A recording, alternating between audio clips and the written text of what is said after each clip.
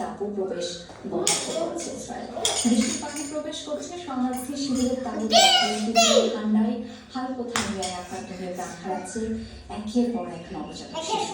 হাসপাতালগুলোতে বিদ্যুৎ সংযোগ না থাকায় হাজারিতে ভারী হাসপাতাল সহ শরণার্থী শিবিরের পরিবেশ।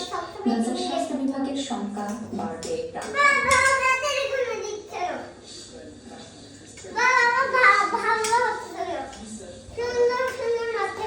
ইসরায়েলের বোমার আঘাতে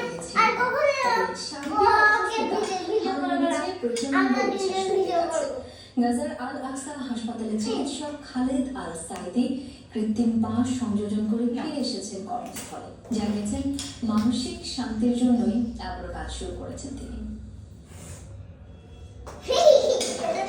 গাজার আল আকসা হাসপাতালের চিকিৎসক খালেদ আল সাইদি হাসপাতালটির জরুরি শিশু বিভাগে